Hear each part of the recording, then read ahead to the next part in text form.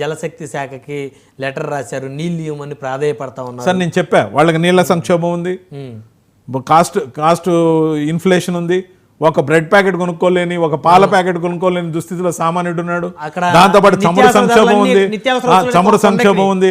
ముఖ్యంగా వాళ్ళు కన్ను కుట్టింది ఎప్పుడంటే పాకిస్తాన్ ఆక్యుపైడ్ కాశ్మీర్ ని సైన్యం పహరాలో లేకపోతే ఎల్ఓసిగా డిసైడ్ చేసిన తర్వాత ఎందుకు ఘర్షణ కాకుండా చూద్దాం అనుకున్న భారతదేశం యొక్క సంయమనం వాళ్ళు లోకుగా తీసుకుని వాళ్ళు చిచ్చు పెట్టాలి మతాల మధ్య, తద్వారా పాకిస్తాన్ కి సంబంధించి జమ్మూ కాశ్మీర్లో ఎప్పుడు అల్లర్లు జరగాలని కోరుకున్నారు.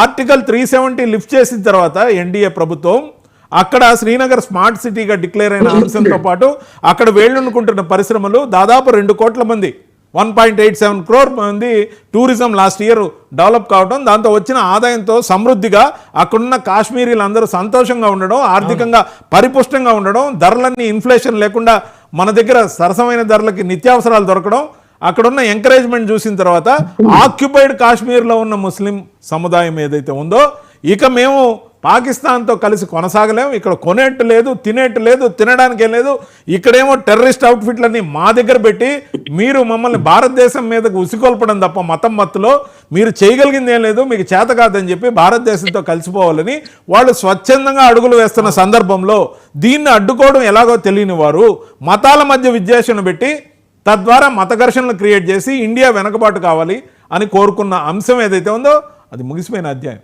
ఖచ్చితంగా కూడా రాబోయే రోజుల్లో పీఓకే స్వచ్ఛందంగా మన దేశానికి అప్పజెప్పాల్సిన పరిస్థితి పాకిస్తాన్కి ఉంటుంది. బుల్లెట్ లేకుండా ఖచ్చితంగా కూడా వాళ్ళ మధ్యత్వాలు ఎవరి లేకుండా మధ్యవర్తిత్వాలు ఏది కూడా భారతదేశం అంగీకరించదు. భారతదేశం యొక్క సార్వభౌమత్వం ఏదైతే ఉందో పాక్ ఆక్యుపైడ్ కాశ్మీర్ని మన హక్కుగా తీసుకొని తీరుతుంది. తద్వారా ముఖ్యంగా అక్కడ చెప్పారు మదర్సాల ద్వారా టెర్రరిజాన్ని బోధిస్తున్నారు. నిజమే, మదర్సాల్లో ఏం జరుగుతుందనే దానివల్లనే వస్తున్న పరిణామాలు ఏవైతే ఉన్నాయో ముఖ్యంగా పాకిస్తాన్ వరకు నేను చెప్పేది మదర్సాల్లో చెప్పాల్సిన ప్రాథమిక విద్య, వాళ్ళకి నేర్పించాల్సిన ధర్మం, ముఖ్యంగా అక్కడ ఖురాన్ ఏదైతే ఉందో దానికి సంబంధించి మత ఆచారాల గురించి, లేకపోతే అక్కడ తీవ్రవాదం బాల్యంలోనే బోధించేటప్పటికి తిరుగులేనంత మందిగా తయారు చేస్తున్న వాళ్ళు ఆ ఛాందసవాదంతో గన్ను చేతిలో ఉన్నప్పుడు ఎవరి మీదైనా గురిపెడతారు.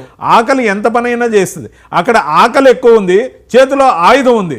ఆయుధం ఉన్న వాళ్ళు రోడ్లలో విచ్చలవిడిగా, మన దేశంలో ఎక్కడైనా ఓపెన్ బజార్లో కానీ ఓపెన్ స్ట్రీట్లో కానీ ఆయుధాలు పట్టుకుని తిరిగే సంస్కృతి ఉందా?